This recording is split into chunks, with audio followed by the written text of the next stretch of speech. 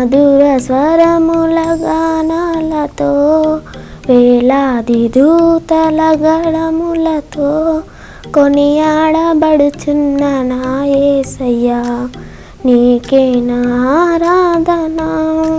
మహానందమే నాలో పరవశమే, నిన్ను స్తుతించిన ప్రతి క్షణం. మహానందమే నాలో పరవశమే, నిన్ను స్తుతించిన ప్రతి క్షణం.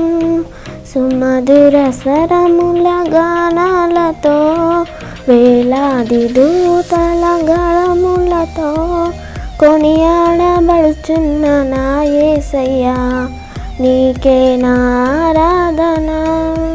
ఎడారి త్రోవలోనే నడచిన, ఎరుగని మార్గముతో నన్ను నడిపిన, నా ముందు నడచిన జయవీరుడా, నా విజయ సంకేతమా. నీవే నీవే నా అతిశయము, నీవే నీవే నా ఆధారము, నీవే నీవే నా అతిశయము, నీవే నీవే నా ఆధారము. సుమధుర స్వరముల గానాలతో వేలాది దూతల గళములతో కొనియాడబడుచున్న నా యేసయ్యా, నీకే నా ఆరాధన. దేవుని నామానికి స్తోత్రములు, స్తుతి కలుగును గాక. వాక్యంలోనికి వెళ్దాం, ప్రార్థన చేసుకొని వాక్యంలోనికి వెళ్దాం. పరిశుద్ధుడా, ప్రేమ నమ్మకమైన నా దేవా, కృప కలిగిన నా తండ్రి, జీవం కలిగిన నా యేసయ్యా, నీకు వందనాలు. ప్రభువా, ఈ వాక్యము ద్వారా మీరు మాట్లాడండి, నీ బిడ్డల హృదయాలను సరిచేయమని ప్రార్థిస్తున్నాను. వినిచ్చిన బిడ్డలకు అర్థమయ్యే రీతిలో నాయన బోధించే కృపను అనుగ్రహించమని నజరేయుడైన యేసు క్రీస్తు నామములో ప్రార్థిస్తున్నాను తండ్రి, ఆమెన్. దేవుని నామానికి స్తోత్రములు, స్తుతి కలుగును గాక. దేవుని యొక్క వాక్యంలోనికి మనము వెళ్దాం. 1 కొరింథీ 1 అధ్యాయము 18వ వచనంలో ఒక మాట చెప్తున్నాడు. సిలువను గురించిన వార్త నశించుచున్న వారికి ఎర్రితనము కానీ, రక్షించబడుచున్న మనకు దేవుని శక్తి అయి ఉన్నది అని చెప్పబడుతూ ఉన్నది. ఇక్కడ ఈ యొక్క కొరింథీ సంఘానికి తెలియజేస్తున్నాడు అపోస్తలుడైన పౌలు. ఎలాగూ తెలియజేస్తున్నాడంటే, సిలువను గురించిన వార్త నశించుచున్న వారికి ఎర్రితనము కానీ, రక్షించబడుచున్న నీకు దేవుని శక్తి అయి ఉన్నది అని అంటున్నాడు. చాలామందికి ఆ యొక్క సిలువను గురించిన వార్త అర్థము కాక ఉన్నారు. కానీ మనము ఏం చేయాలయ్యా అని అంటే, సిలువను గురించిన వార్త అనేక ప్రాంతాలలో, అనేక దేశాలలో, అనేక గ్రామాలలో, అనేక ఆ యొక్క మండలాలలో ఈ సువార్తను ప్రకటించాలి. ఈ యొక్క సిలువను గురించిన వార్త నశించిపోతున్న వారికి వెర్రితనముగా అనిపిస్తూ ఉంది. కానీ రక్షించబడిన నీకు దేవుని శక్తి అయి ఉన్నది అని చెప్పి దేవుని యొక్క మాటలు తెలియజేయబడుతున్నాయి. నీవు అనేక దేశాలకు, అనేక గ్రామాలకు, అనేక పట్టణాలకు ఈ సువార్తను మోసుకొని వెళ్ళాలి. ఎలాగయ్యా అనంటే, ఈ యొక్క నశించిపోతున్న వారి కొరకు ఈ సువార్తను మోసుకొని వెళ్ళాలి అని అంటున్నాడు. ఇంకా ఏం చెప్తున్నాడయ్యా అంటే, ఈ సిలువ శబ్దము అని చెప్తున్నాడు. ఈ సిలువలో ఉన్న శక్తిని గురించి అనేకులకు ప్రకటించాలి అని అంటున్నాడు. మొట్టమొదటిగా ఏం చేయాలి అంటే, సంఘములో సిలువను గురించిన వార్త తెలియజేయాలి. ఇంకా రెండవది ఏం చేయాలి అంటే, వీధులలో ఆ యొక్క సిలువను గురించిన వార్తను తెలియజేసే వ్యక్తిగా నువ్వు ఉండాలి అని అంటున్నాడు. ఇంకా మూడవది ఏం చేస్తున్నాడు అంటే, ఆ యొక్క సొంత గ్రామములో సిలువను గురించిన వార్తను ప్రకటించాలండి. ఆ యొక్క సిలువను గురించిన వార్తను ప్రకటించాలి సంఘములో, ఆ యొక్క సొంత గ్రామములో. ఇంకా నాలుగవది ఏం చెప్తున్నాడు అంటే, సమాజములో. ఐదవది రెండవది ఏం చెప్తున్నాడంటే, నీవు చేసే ఆ యొక్క ఆఫీసులో కావచ్చు, నీవు చేసే ఆ యొక్క ఎక్కడైనా కావచ్చు, దేవుని యొక్క సిలువను గురించిన వార్తను అనేకులకు తెలియజేయమని దేవుని మాటలు తెలియజేయబడుతున్నాయి. మోసుకుని వెళ్ళాలి ఈ యొక్క సిలువను గురించిన వార్త అని చెప్తున్నాడు. ఇంకా ఏం చెప్తున్నాడయ్యా? ఆరోది అంటే వ్యాపారాలు చేసే దగ్గర, ఇంకా నీ ఇంటిలో కానీ, నీవు వ్యాపారాలు చేసే కాడ కానీ, నీవు ఆఫీసులో కానీ, సమాజంలో కానీ, సొంత గ్రామంలో కానీ, వీధులలో కానీ, సంఘాల్లో కానీ ఏం తెలియజేయాలయ్యానంటే ఈ సిలువను గురించిన వార్తను అనేకులకు తెలియజేయాలి. సిలువను గురించిన వార్త నశించుచున్న వారికి వెర్రితనముగా కనబడుతుంది, కానీ రక్షించబడిన నీకు ఏంటిదయ్యా అనంటే దేవుని శక్తి అయ్యి ఉన్నది అని చెప్పి చెప్పబడుతూ ఉన్నది. అందుకనే సిలువ శక్తి ఏం చేస్తుంది అంటే, పరలోకము నుండి సిలువ నీ మీదికి దిగి వచ్చి ఆ తరువాత నీ హృదయములోనికి రావాలి. ఏం రావాలంట? పరలోకములో నుండి దిగి వచ్చిన దేవుని ఒక శక్తి ఏంటంటే నీ హృదయములోనికి రావాలి, నీ హృదయంలోనికి నింపబడాలి అని చెబుతూ ఉన్నాడు. సిలువకు విలువ ఉంది. ఆ సిలువే నేటికి మనకు విలువను తెస్తూ ఉన్నది అని అంటున్నాడు. ఒక సిలువకు విలువ ఉన్నది, ఆ సిలువే నీకు విలువను తెస్తూ ఉన్నది అని చెప్పి చెబుతూ ఉన్నాడు.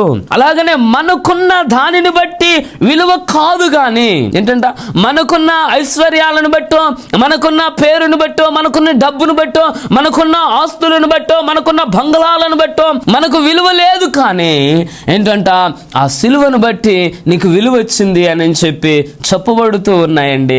ఆ సిలువను బట్టి నీకు ఘనత, ఆ సిలువను బట్టి నీకు విలువ అని చెప్పి చెప్పబడుతూ ఉన్నాయి. అనేకమైన రీతులుగా సిలువ మనకు కుటుంబాలలో, సంఘాలలో ఏం చేయాలి అంటే ఈ సిలువను గురించిన వార్తను అనేకులకు తెలియజేయాలి. మన ప్రపంచములో కానీ, ఆ యొక్క ప్రతి ప్రాంతములో కానీ ఈ సిలువను గురించిన వార్త మనము తెలియజేయాలి అని చెప్పి చెప్పబడుతూ ఉన్నాయండి. దేవుని నామానికి స్తోత్రములు కలుగును గాక. అందుకనే యోహాను సువార్త 14వ అధ్యాయము 6వ వచనములో ఒక మాట చెబుతూ ఉన్నాడు.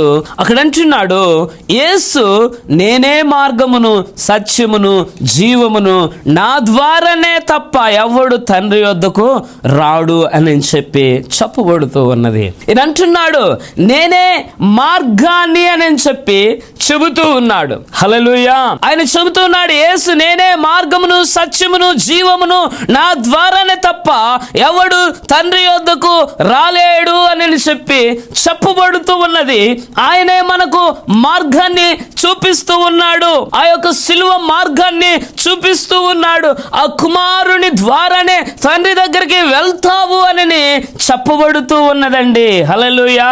దేవుని బిడ్డలారా, ఆయనే మార్గమై ఉన్నాడు.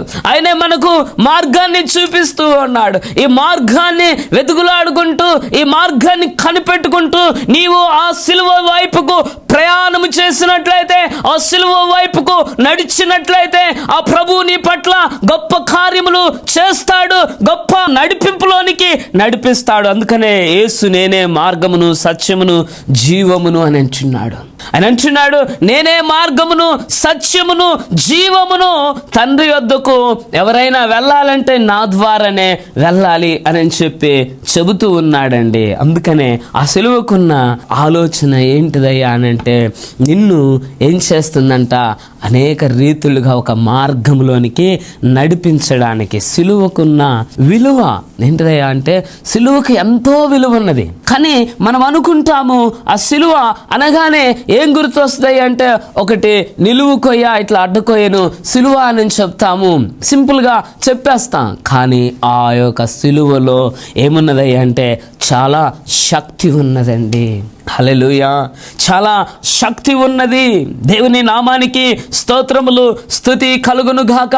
అందుకనే ఆయన అంటాడు, యెషయా 53వ అధ్యాయము 4వ వచనంలో ఒక మాట చెప్తాడు, నిశ్చయముగా అతడు మన రోగములను భరించెను, మన వ్యసనములను వహించెను, అవినను మొత్తబడిన వానిగాను, దేవుని వలన బాధింపబడిన వానిగాను, శ్రమనొందిన వానిగాను, మన యొక్క అతిక్రమ క్రియలను బట్టి అతడు గాయపరచబడెను, మన దోషములను బట్టి నలుగొట్టబడెను అని అంటున్నాడండి. హల్లెలూయా.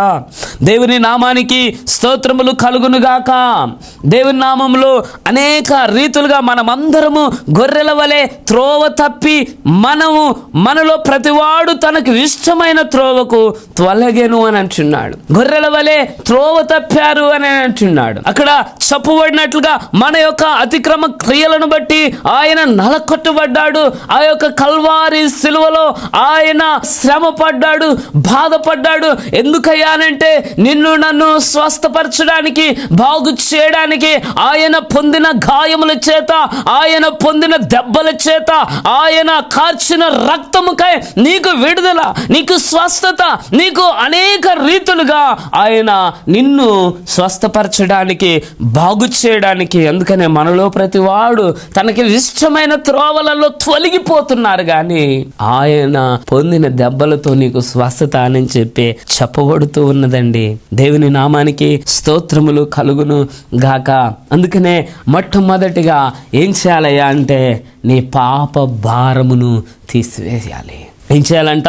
నీ పాప భారము కొరకు ఆయన నలకొట్టబడ్డాడు, నీ పాప భారము కొరకు ఆయన మొత్తబడ్డాడు, నీ పాప భారము కొరకు ఆయన శ్రమ పొందాడు ఆ యొక్క కల్వారి సిలువ మీద. అందుకనే పాప భారమును మోయడానికి ఆయన ఈ లోకానికి వచ్చాడండి. హల్లెలూయా. ఏమొచ్చాడంట? నీ యొక్క పాప భారమును మోయడానికి ఆయన ఆ యొక్క పరలోకములో నుండి ఆ యొక్క మహా సింహాసాన్ని వదిలిపెట్టి ఆయన ఈ లోకానికి తన్ను తాను తగ్గించుకొని రిక్తునిగా వచ్చి ఆయన ప్రాణాన్ని పెట్టాడు, నలకొట్టబడ్డాడు. హల్లెలూయా. అందుకనే పాప భారాన్ని మోయడానికి ఆయన ఈ లోకానికి వచ్చాడండి. ఇంకా ఏముండాలయ్యా అంటే సువార్త భారము నీవు కలిగి ఉండాలి. నువ్వు ఎప్పుడైతే ఆ పాప భారము నీ నుండి తొలగిపోయిద్దో నీలోనికి ఏమి రావాలి అంటే నేను సువార్త భారము కలిగి ఉంటాను, సంఘ భారము కలిగి ఉంటాను, కుటుంబ భారము కలిగి ఉంటాను, ఉద్యోగ భారము కలిగి ఉంటాను, పిల్లల భారము, ఇంకా చూసినట్లయితే వృద్ధాప్యములో ఉన్న తల్లిదండ్రుల భారమును ఏం చేస్తున్నారంట? భరిస్తూ ఉన్నారు. కానీ ఈ భారాలన్నీ ఎవరు మోస్తున్నారయ్యా అంటే దేవాతి దేవుడే మోస్తున్నాడు. హల్లెలూయా. అందుకనే అనుదినము ఆయన మన భారమును మోస్తూ ఉన్నాడు. ఇవన్నీ భారాలు నీవు మోసుకుంటూ కృంగిపోతున్నావేమో, కానీ ఈరోజు ఈ క్షణములో ప్రభు నీతో చెప్తున్నాడు, ప్రభు నీతో తెలియజేస్తున్నాడు, నీ యొక్క అనుదినములో ఉన్న భారాలన్నిటినీ, ఆ యొక్క బాధ్యతలన్నిటినీ ఆయన మీద వేసుకొని నీ కొరకు ఆయన మోస్తూ ఉన్నాడండి. హల్లెలూయా. దేవుని నామానికి స్తోత్రములు కలుగునుగాక. అందుకనే మొట్టమొదటిగా పాప భారము, రెండవది స్వార్థ భారము, మూడవది సంఘ భారము, నాలుగవది కుటుంబ భారము, ఐదవది ఉద్యోగ భారము, ఆరవది పిల్లల భారము, ఏడవది ఆ యొక్క వృద్ధాప్యములో ఉన్న తల్లిదండ్రుల భారము కలిగి నీవు జీవిస్తున్నావేమో. కానీ ప్రభు తెలియజేస్తున్న మాటలు ఏంటంటే అనుదినము నీ భారాన్ని ఆయన నేను మోస్తున్నానంటున్నాడు. హల్లెలూయా. దేవుని నామానికి స్తోత్రములు కలుగును గాక. దేవుని బిడ్డలారా, ఈ సిలువ చెంతకు వచ్చినట్లయితే నీ జీవితము మార్చబడుతూ ఉంది. ఈ సిలువ చెంతకు నీవు వచ్చినట్లయితే నీవు రక్షణలోనికి వస్తావు, నీ కుటుంబము మార్చబడుతూ ఉంది, నీ పిల్లలు మార్చబడుతూ ఉంటారు, నీ యొక్క పరిస్థితులన్నీ మార్చబడతాయి. హల్లెలూయా. ఎప్పుడైతే ఈ లోకములో నుండి నీవు ప్రత్యేకింపబడతావో, ఈ లోకపు తలంపుల నుండి, ఈ లోకములో ఉన్న భారాల నుండి నీవు మోయకుండా అయ్యా నా భారమునంతా నీ మీద వేస్తున్నానయ్యా అన్నప్పుడు ఆయన ఆయన మీద వేసుకొని ఆయన నీ భారాలన్నిటినీ తొలగిస్తాడు. అందుకనే ప్రయాసపడి భారము మోసుకొనుచున్న సమస్త జనులారా నా యొద్దకు రండి, నేను మీకు విశ్రాంతిని కలుగు చేస్తానని చెప్పబడిన రీతిగా ఆయన నీకు విశ్రాంతిని కలుగజేసే దేవుడు, ఆయన నీకు నెమ్మదినిచ్చే ప్రభువు, ఆయన నీకు ఓదార్పునిచ్చే దేవుడు. నీవు ఏ పరిస్థితిలో ఉన్నావో, ఏ యొక్క సందర్భాలలో ఉన్నావో, ఏ యొక్క సమస్యల్లో ఉన్నావో, ఏ యొక్క ఇబ్బందులలో ఉన్నావో, ఆయన ఈ క్షణము నీకున్న సమస్యలు, నీకున్న బాధ, ఆ యొక్క భారమును అంతా తీసివేయడానికి ఆయన ఈ క్షణములో నిన్ను పిలుస్తున్నాడండి. హల్లెలూయా. అందుకనే సిలువ దగ్గరికి వచ్చినప్పుడు సిలువ ద్వారా ఏం కలిగిద్దయ్యా అంటే రక్షణ కలిగిద్దండి. సిలువ ద్వారా ఏం కలిగిద్దయ్యా అంటే నీ పాప క్షమాపణ దొరుకుతూ ఉంటుందండి. నీవు సిలువ దగ్గరకు వచ్చినప్పుడు నీకు నీ కుటుంబానికి రక్షణ దొరుకుతూ ఉంది. నీవు సిలువ దగ్గరకు వచ్చినప్పుడు ఏం దొరికిద్దయ్యా అంటే పాప క్షమాపణ దొరుకుతూ ఉంటుంది. నీవు సిలువ దగ్గరకు వచ్చినప్పుడు ఏం దొరికిద్దయ్యా అంటే ఆ యొక్క బాప్తిసము దొరుకుతూ ఉంది. నీవు సిలువ దగ్గరికి వచ్చినప్పుడు ఏం దొరికిద్దయ్యా అంటే ప్రభువుని స్వేచ్ఛగా ఆరాధించగలుగుతావు. దేవుని సన్నిధానంలో ప్రభువుని నీ హృదయపూర్వకంగా ఆరాధించగలుగుతావు. సిలువ దగ్గరికి వచ్చినప్పుడు ఏం జరిగిద్దయ్యా అంటే దేవుణ్ణి సేవిస్తావు. సిలువ దగ్గరికి వచ్చినప్పుడు ఏం జరిగిద్దయ్యా అంటే సంఘములో సంఘ విస్తరణ కొరకు, లేకపోతే సంఘములో నీవు అనేక పనులు చేయడానికి వీలవుతూ ఉన్నది. హల్లెలూయా. దేవుని నామానికి స్తోత్రములు కలుగును గాక. దేవుని బిడ్డలారా, ఈరోజు ఆ యొక్క ప్రభు వైపుకు, ఆ యొక్క సిలువ వైపుకు, నశించిపోతున్న వారిని రక్షించడానికి ఆయన ఈ లోకానికి వచ్చాడు అనే మాటలు తెలియజేయబడుతూ ఉన్నాయి. అందుకనే ఆ యొక్క కొన్ని మాటలు తెలియజేయబడుతూ ఉన్నాయి. ఎలాంటి మాటలు అంటే దేవుణ్ణి దూషించుట. సిలువ దగ్గరికి వచ్చి ఏం చేస్తుంటారా అంటే దేవుణ్ణి దూషిస్తూ ఉంటారు. ప్రభు యొక్క మందిరములోనికి వచ్చి ఏం చేస్తారయ్యా అంటే దూషిస్తూ అనేక మాటలు మాట్లాడుతూ ఉంటారు. ఇంకా ఎవరిని దూషిస్తారయ్యా అంటే సేవకులను దూషిస్తారు, దేవుని పిల్లలను దూషిస్తారు. లోకము దూషిస్తూ ఉంది. కుటుంబములో దూషణ, పరిచర్య, ఆ యొక్క పరిచారకులు దూషణ. దేవుని యొక్క పనిలో వెళ్తూ ఉన్నప్పుడు ఈ సిలువను గురించిన వార్తను అనేకులకు తెలియజేయబడుతూ ఉన్నప్పుడు ఏం చేస్తారంట? దూషిస్తారు. పరిసయ్యులు, శాస్త్రులు కానీ యేసు ప్రభువును కానీ దూషించారు. అనేక రకాలుగా మాట్లాడారు, అనేక రకాలుగా ఆయనను ఇబ్బంది పెట్టాలని ఆ యొక్క చూశారు. అయినప్పటికి కానీ దేవుని బిడ్డలారా, ఈరోజు నీవేం చేయకూడదయ్యా అంటే నిన్ను దూషించే వాడిని శపించకూడదు. చాలాసార్లు మనల్ని ఎవరైనా దూషించారంటే, మనల్ని ఎవరైనా ఏదైనా మాట్లాడారంటే 100 మాటలు మాట్లాడుతూ ఉంటాం, 100 మాటలు మాట్లాడుతూనే ఉంటాం, దూషిస్తూనే ఉంటాం. కానీ బైబిల్ చెబుతూ ఉంది, నిన్ను దూషించేవాడిని శపించక ఏం చేయాలంట? దీవించు. హల్లెలూయా.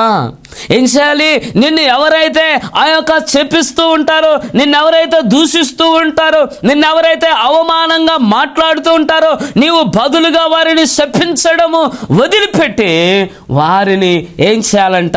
వారిని ఏం చేయాలి అంటే దీవించాలి. యేసు నామములో నీవు దీవింపబడుదువుగాక, యేసు నామములో నీవు ఆశీర్వాదింపబడుదువుగాక, యేసు నామములో నీ కుటుంబము ఆశీర్వాదింపబడును గాక అని వారిని మనము ఏం చేయాలయ్యానంటే దీవిస్తూనే ఉండాలి. మన మీద ఎంతమంది ఆ యొక్క దూషించినప్పుడు కానీ, ఎంతమంది ఆ యొక్క అనేక రకాలుగా మాట్లాడినప్పుడు కానీ బదులు శాపము వారికి పెట్టకుండా మనం ఏం చేయాలంటే దీవించాలి. హల్లెలూయా.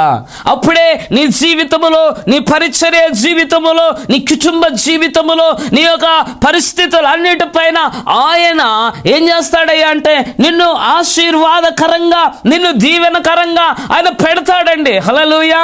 దేవుని నామానికి స్తోత్రములు కలుగునుగాక. ఈ యొక్క సిలువను గురించిన వార్త నీవు ఎప్పుడైతే చెబుతూ అనేక ప్రాంతాలకు వెళ్తుంటావో, అనేక దేశాలకు వెళ్తావో, ఆ యొక్క ప్రాంతాలకు వెళ్ళి నీవు దేవుని సువార్తను ప్రకటిస్తావో, ఎటువంటి సువార్త అంటే యేసుక్రీస్తు ఈ లోకానికి వచ్చాడు, నీ కొరకు నా కొరకు ప్రాణం పెట్టాడు, ఆయన చనిపోయి తిరిగి లేచాడు, ఈ జీవము కలిగిన దేవుని ఈ సువార్తను నేను ప్రకటిస్తూ ఉన్నాను. సిలువను గురించిన వార్త విన్నప్పుడు అనేకులకు రక్షణ లేని వారికి వెర్రితనముగా ఉన్నది, కానీ రక్షించబడిన నీకు దేవుని శక్తి అయి ఉన్నది అని చెప్పి అనేకులకు నీవు ప్రకటించాలి. హల్లెలూయా. ఆ యొక్క కొండ మీద ఆయన ఏం చేస్తాడయ్యా అనంటే, ఆ గొల్గొతా కొండ మీద తన ప్రాణాన్ని పెట్టి అక్కడ ఏం చేస్తాడంట, విజయాన్ని సాధించాడు, మరణాన్ని జయించాడు. హల్లెలూయా. పాపాన్ని అక్కడ పాతిపెట్టి ఆయన సాతానుతో జయించాడు అని అంటున్నాడు. హల్లెలూయా. ఈరోజు నీవు కానీ ఆ యొక్క తండ్రి ఎలాగైతే సాతాను జయించాడో, అలాగే నీవు నేను కానీ ఏం చేయాలంట, సాతానుని జయించాలి. హల్లెలూయా. అలాగనే ఏం చేయాలయ్యా అనంటే, లోకమును జయించాలి. సాతానును ఓడించాడు దేవుడు, ఆ యొక్క సాతాను యొక్క తలను సిదుగొట్టాడు. ఈరోజు నీవు కానీ వెళ్తూ ఉన్న మార్గాలలో, నీవు కానీ ఆ సిలువను గురించిన వార్త చెప్పబడుతూ ఉన్న ప్రాంతాలలో ఈరోజు చూసినట్లయితే అనేక ప్రాంతాలకు సువార్త నిమిత్తం వెళ్ళినప్పుడు ఏం చేస్తుంటారంట, ఆటంకపరుస్తూ ఉంటారు. ఆ యొక్క ఆటంకపరిచి వారిని ఆ సువార్త చెప్పనీయకుండా చేస్తూ ఉంటారు. కానీ అయినప్పటికి కానీ నువ్వేం చేయాలంట, ఆ యొక్క జయ జీవితాన్ని, ఎందుకంటే దేవుడు ఆ యొక్క లోకంలో ఉన్న అపవాదిని జయించాడు గనక, సాతాను జయించాడు గనక నీవు కానీ లోకము మీద విజయమే కలుగుతూ ఉంటుంది. ఇంకా పాపము మీద విజయము. హల్లెలూయా. ఏంటిదంట, పాపము మీద విజయము, సమాధి నుండి విజయము, మరణము మీద విజయము. సమాధిని ఓడించి గెలిచిన దేవుడు ఆ యొక్క విజయాన్ని సాధించాడు. అందుకనే నీవు నేను ఏం చేయాలి అనంటే, వీటన్నిటికీ భయపడక విజయము మన పట్లే ఉన్నది. ఎందుకు అనంటే, దేవాతి దేవుడు మన పక్షాన ఆయన నిలబడ్డాడు గనుక, మన పక్షాన ఆయన ఆ యొక్క యుద్ధము చేయగలగడు గనుక, విజయము మందే గనుక లోకము మీద విజయము, పాపము మీద విజయము, సమాధి మీద విజయము, మరణము మీద విజయము, పాపపు శక్తి మీద విజయము. నీ తలంపులు, నీ ఉద్దేశాలు, నీ యొక్క అన్ని కానీ ఏంటంట వదిలిపెట్టుకొని ఏం చేయాలి, ప్రభు కొరకు జీవించాలి. ప్రభు యొక్క పరిచర్య కొరకు, ప్రభు యొక్క సువార్త కొరకు, ప్రభు యొక్క అనేకులను ప్రభు వైపుకు తిప్పే వ్యక్తిగా, ప్రభు వైపుకు నడిపించే వ్యక్తిగా మన విజయానికి ఆయనే కారణము. హల్లెలూయా. నీవు జయము పొందావు అనంటే అది నీ వలన కలిగినది కాదు. నీవు విజయము పొందావు అనంటే అది దేవుని వలన నీవు విజయాన్ని పొందావు అని తెలుసుకోవాలండి. హల్లెలూయా. దేవుని నామానికి స్తోత్రములు, స్తుతి కలుగును గాక. దేవుని బిడ్డలారా, ప్రభు యొక్క మాటలు తెలియజేయబడుతున్నాయి. ఈ యొక్క అపోస్తుడైన పౌలు చెప్పబడుతున్న రీతిగా ఏం చెప్తున్నాడంట, ఆ యొక్క సిలువను గురించిన వార్త. హల్లెలూయా. సిలువను గురించిన వార్త విని ఆయన ఏం చేస్తున్నాడు, ఈ కొరింథీ సంఘానికి తెలియజేస్తూ ఉన్నాడు. అనేకులను ప్రభు వైపుకు నడిపించే వ్యక్తులుగా, నడిపించే నాయకులుగా మీరు తయారు కావాలి. ఎందుకు అనంటే, సిలువలో అంత శక్తి ఉన్నది. ఆ యొక్క సిలువ పైన అంత శక్తి ఉన్నది కనుక అనేకులను ప్రభు వైపుకు, ఆ సిలువ వైపుకు, ఆ సువార్త వైపుకు, అనేక గ్రామాలకు, అనేక పట్టణాలకు, అనేక దేశాలకు నీవు అనేకులను నడిపించి దేవుని సువార్తను ప్రకటించే రీతిగా, ఆయన సువార్తను అందజేసే రీతిగా నువ్వేం చేయాలి అంటే మోసుకుని వెళ్ళాలి అండి. హల్లెలూయా. దేవుని నామానికి స్తోత్రములు కలుగును గాక. ఈ రక్షణ సువార్తను అనేకులకు తెలియజేసినప్పుడు అనేకులు ఏమైపోతారంటే పట్టబడతారు, లోకములో నుండి వేరైపోతారు, లోకము యొక్క తలంపుల నుండి, లోకపు యొక్క ఆలోచనల్లో నుండి, లోకపు యొక్క చూపులలో నుండి తొలగిపోయి నేను కానీ ప్రభు సువార్తను ప్రకటిస్తాను, ప్రభు యొక్క రాజ్యాన్ని స్థాపిస్తాను, ప్రభు యొక్క అనేకమైన రీతులుగా ప్రభు వైపుకు నడిపిస్తాను అని చెప్పి తీర్మానం చేసుకో. ఈ వాక్యం వింటున్న నీవు ఇకపైన ప్రభు కొరకే నేను జీవిస్తాను, ప్రభు కొరకే నేను బ్రతుకుతాను, ఆయన సువార్త కొరకే నేను వెళ్తాను అని చెప్పి తీర్మానం చేసుకున్నట్లయితే ప్రభు నీ పట్ల గొప్ప కార్యాలు చేస్తాడండి, ప్రభు నీ పట్ల గొప్ప అద్భుతాలు చేస్తాడండి, ప్రభు నీ పట్ల గొప్ప ఆశ్చర్యాలు చేస్తాడండి. హల్లెలూయా. ఎందుకంటే నా జీవితంలో చేసిన ప్రభువు నీ జీవితంలో కానీ జరిగిస్తాడు. హల్లెలూయా. ఎలాగూ జరిగిస్తాడంటే ఈరోజు నా యొక్క పరిస్థితి నాకే అర్థము కాని పరిస్థితిలో ప్రభు ఏం చేశాడంట, లేవనెత్తాడు. అందుకని ఆయన అంటాడు, పెంట కుప్పల నుండి దీనులను దరిద్రులను నేను లేవనెత్తుతాను. ఎందుకు అనంటే అనేకులను ప్రభు వైపుకు లాగడానికి నేను తయారు చేసుకుంటాను అని చెప్పి చెబుతూ ఉంటారండి. దేవుని నామానికి స్తోత్రములు, స్తుతి కలుగును గాక. దేవుని బిడ్డలారా, ఈరోజు ఈ మాటలు విన్న నీవు నేను అనేక రీతులుగా మన తలంపులు, మన ఉద్దేశాలు మార్చబడాలి. ఎందుకు అనంటే ప్రభు యొక్క సువార్తను ప్రకటించడానికి నేను కానీ ముందుకు వెళ్తాను, నేను కానీ ప్రభు సువార్తను తెలియజేస్తాను, ప్రభు యొక్క మాటలను అనేకులకు ప్రకటిస్తాను అని చెప్పి తీర్మానం చేసుకున్నట్లయితే ప్రభు గొప్ప కార్యాలు జరిగిస్తాడండి. దేవుని నామానికి స్తోత్రములు కలుగును గాక. నిన్ను పిలిచిన పిలుపునకు తగినట్లుగా నీవు ముందుకు సాగాలి అని అంటున్నాడు. దేవుని నామానికి స్తోత్రములు కలుగును గాక.